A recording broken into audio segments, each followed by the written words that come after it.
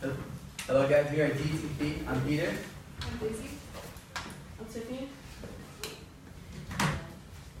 And we are here presenting on human trafficking. Now, in 1865, we fought against one another, the Civil War of America, so that slavery would be abolished in the United States of America, preventing anyone from being forced to work in inhumane conditions with no pay. We thought that was the end of slavery, but today, many are unaware that even in the country that advocate for the freedom of the people, slavery is still in the form of human trafficking. Now, we are here today to convince your audience to take action against the oppression that is modern slavery, specifically human trafficking. Now, in our survey, we noticed that while many people knew of human trafficking, they did not know much about it. Now, we are the new face of the future. We have the power our voice has a lot of power, and we should use it to help stop the oppression that subjugates innocent men, women, and children to being trafficked for the disgusting pleasures and greed of traffickers and people who knowingly and purposely buy these people out. As stated by PolarisProject.org, in 2017, the National Center for Missing and Exploited Children estimated that 1 in 7 endangered runaways are likely to be sex trafficking victims. So people lack awareness of as a grotesque modern form of slavery and should become advocate within the community. So in today's Western and American society, most people are unaware of what the dangers of human trafficking are and how prevalent it is in our society. In its most basic form, human trafficking is the buying and selling of people against their will through the use of deception and coercion for the purposes of exploitation. In the past, slavery was used to systematically exploit certain groups of people, but in this modern form of slavery, anybody can be a victim, no matter of age, gender, ethnicity, or nationality. Human trafficking is the fastest growing illegal business worldwide, and it surpassed arms trafficking. It is because, unlike narcotics and weapons, humans can be exploited multiple times, making them valuable commodities. So human trafficking is the second largest criminal business worldwide after drug trafficking. The ILO estimates that while that 40.3 million people fall victim to this horrendous act of modern slavery, and of that, 1 out of every 4 of them are likely to be children. There are 2 umbrella categories for human trafficking: labor trafficking and sex trafficking. Labor trafficking is defined as the subjugation of, or the force of men, women, and children to be performing services through the use of force, fraud, or coercion. Labor trafficking involves situations of debt bondage, forced labor, involuntary child labor, and domestic servitude. Now, traffickers often use false promises of high-paying jobs, traveling opportunities, educational opportunity to lure their victims into bad working conditions where victims work long hours for little to no pay.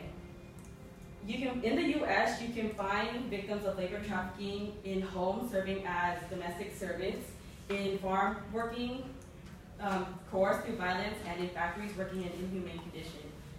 Sex trafficking is defined by endslaverynow.org as a crime where men, women, and children are forcefully involved in commercial sex acts by the use of force, fraud, and coercion. In the U.S., it serves as a transit and destination area for sex trafficking victims to be sold in. So you can usually find these victims in massage parlors, escort systems, brothels, hotels, and they are prostituted daily on the streets and are forced to be involved in pornography. Now, can you imagine a young boy or girl being forced to do this because of the greedy wants for money of the traffickers? So while the problem with human trafficking is in the world is very inhumane, the reasons behind it makes you want to lose faith in humanity. So what is the cause of human trafficking? Human trafficking is caused by people that believe that they can gain money and manipulation through people from different countries, and can even be people from the U.S. The two primary factors of human trafficking are high profit and low risk. So like armed and drug trafficking, human trafficking in the U.S. is a market criminal industry that is based on principles of supply and demand. supply being how much one can offer, and demand being how much one can desire. And because people are demanding labor and sex exploits at low prices, the traffickers can supply a lot. The International Labor Organization estimates that the illicit business of human trafficking and forced labor generate $150.2 billion annually. So who do they target and how do people commit human trafficking? So in situations of human trafficking, they convince their victims by manipulation, by promising love, fun, adventures, and a home. And Hollywood-style human trafficking looks a lot like kidnapping, but it's much more complicated than that.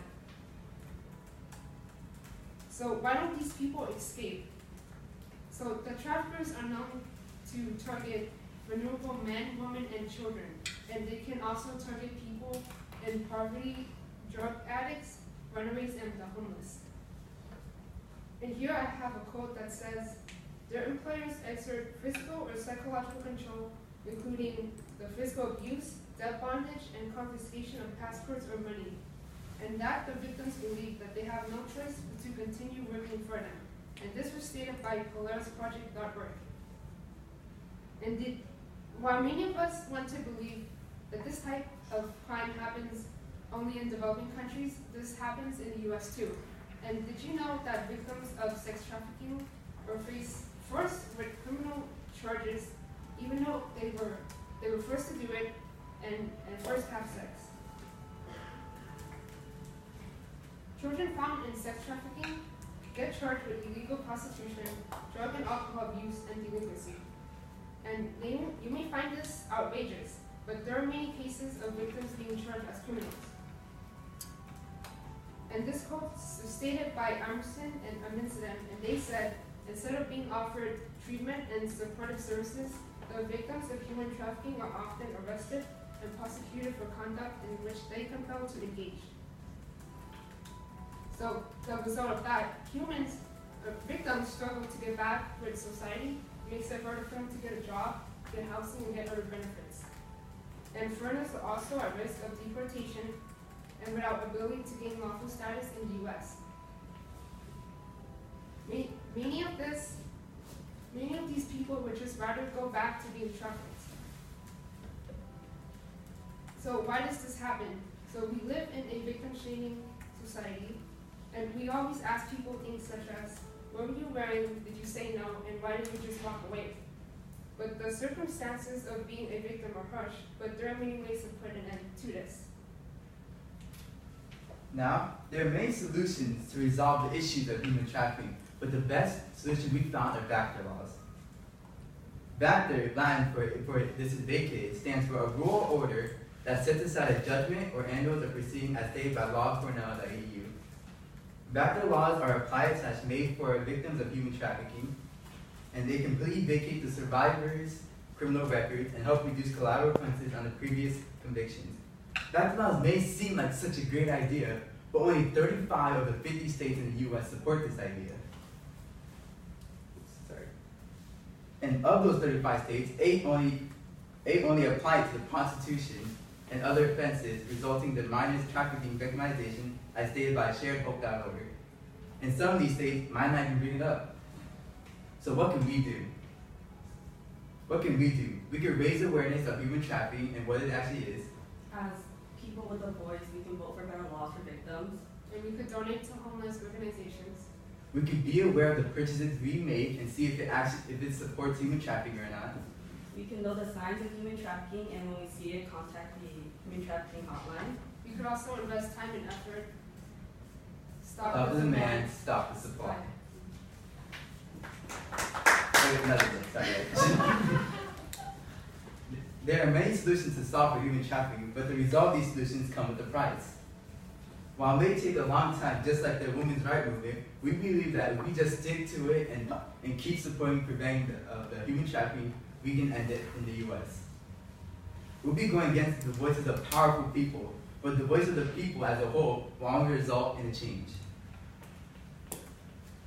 So people lack awareness of human trafficking as a grotesque modern form of slavery and should become advocate within the community to save millions of lives.